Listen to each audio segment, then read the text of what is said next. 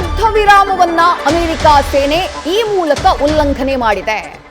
ಅಂದ್ರೆ ಇರಾನ್ನ ಹಡಗನ್ನ ಸೀಸ್ ಮಾಡೋ ಮೂಲಕ ಕದನ ವಿರಾಮವನ್ನ ಉಲ್ಲಂಘನೆ ಮಾಡಿದೆ. ಹೀಗಾಗಿ ಅಮೆರಿಕದ ದಾಳಿಗೆ ನಾವು ಪ್ರತ್ಯುತ್ತರವನ್ನ ಕೊಡ್ತೀವಿ ಅಂತ ಹೇಳಿ ಇರಾನ್ ಎಚ್ಚರಿಸಿದೆ. ಅಮೆರಿಕದ ಸೇನೆಯ ವಿರುದ್ಧ ಇರಾನ್ ಪ್ರತೀಕಾರವನ್ನ ತೀರಿಸಿಕೊಳ್ಳಲಿದೆ ಅಂತ ಹೇಳಿ ಎಚ್ಚರಿಕೆಯನ್ನ ಕೊಟ್ಟಿದೆ. ಯುಎಸ್ ನೌಕಾಪಡೆ ತಡೆಗೋಡೆಯನ್ನ ತಪ್ಪಿಸೋಕೆ ಪ್ರಯತ್ನಿಸ್ತಾ ಇದ್ದಾಗ ದಾಳಿಯನ್ನ ಮಾಡಲಾಗಿದೆ ಅಂತ ಹೇಳಿ ಖಾತಮ್ ಅಲ್ ಅನ್ಬಿಯಾ ಕೇಂದ್ರ ಕಮಾಂಡ್ ವಕ್ತಾರ ಹೇಳಿಕೆಯನ್ನ ಕೊಟ್ಟಿದ್ದಾರೆ.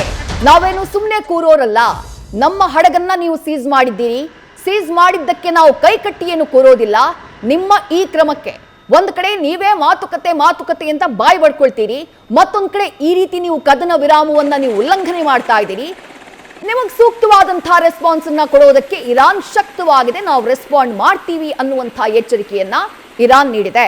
ಮತ್ತೊಂದ್ ಕಡೆ ಅವರ ಸೋಷಿಯಲ್ ಮೀಡಿಯಾ ಪೇಜ್ಗಳಲ್ಲಿ ಹಲವು ರೀತಿಯಾದಂತಹ ಪೋಸ್ಟ್ಗಳನ್ನ ಹಾಕಲಾಗ್ತಾ ಇದೆ. ಅಂದ್ರೆ ಬೇರೆ ಬೇರೆ ದೇಶದ ರಾಯಭಾರಿ ಕಚೇರಿಯ ಪೋಸ್ಟ್ಗಳಲ್ಲಿ ಅದರಲ್ಲಿ ಒಂದು ಪೋಸ್ಟ್ ಏನ್ ಹೇಳುತ್ತೆ ಅಂತಂದ್ರೆ, ನಿಮಗೆ ಸ್ಟೆನಾ ಇಂಪೇರೋ ಬ್ರಿಟಿಷ್ ಹಡಗಿನ ಕತೆ ನೆನಪಿದೆಯಲ್ಲ ಅಂತ ಹೇಳಿ ಅದನ್ನ ನೆನಪಿಸುವಂತಹ ಕೆಲಸವನ್ನ ಇರಾನ್ ಮಾಡಿದೆ.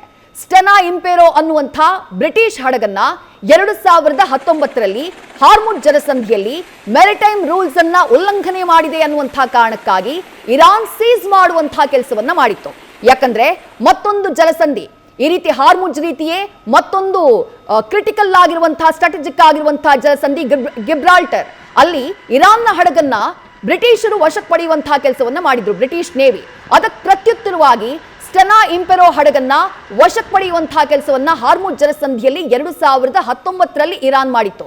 ಸುಮಾರು 2 ತಿಂಗಳ ಕಾಲ ಅದರಲ್ಲಿದ್ದಂತಹ ಆ ನಾವಿಕರು ಹಾಗೆ ಆ ಹಡಗನ್ನ ತನ್ನ ವಶದಲ್ಲಿ ಇಟ್ಕೊಂಡಿತ್ತು. ಈಗಲೂ ಇರಾನ್ ಅದೇ ಎಚ್ಚರಿಕೆಯನ್ನ ಕೊಡ್ತಾ ಇದೆ. ನೆನ್ಪಿಟ್ಕೊಳ್ಳಿ, ನಿಮ್ಮ ಹಡಗುಗಳು ಹಾರ್ಮುಜ್ ಜಲಸಂಧಿಯ ಮೂಲಕನೇ ಪಾಸ್ ಆಗಬೇಕು.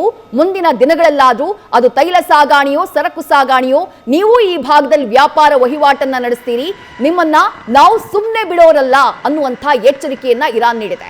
ಮತ್ತು ಮುಂದೆ ಹೋಗುವ ಒಂದು ಮಾತನ್ನ ಹೇಳ್ತಾರೆ, ಇರಾನ್ನ ಟರ್ಫ್ ಇದೆಯಲ್ಲ, ಇದು ವಿದೇಶಿ ಅಳಿಲುಗಳಿಗೆ ಆಟವಾಡೋಕಿರುವಂಥ ಅಖಾಡ ಅಲ್ಲ, ಇದು ನಮ್ಮ ಅಖಾಡ, ಪ್ರತ್ಯುತ್ತರವನ್ನ ನೀವು ನಿರೀಕ್ಷಿಸಿ ಅಂತ ಹೇಳಿ ವಾರ್ನ್ ಮಾಡಿದೆ ಇರಾನ್. ನ್ಯೂಸ್ ಫಸ್ಟ್ ನಿರ್ಭೀತಿಯಿಂದ ನಿಮ್ಮ ಪರವಾಗಿ.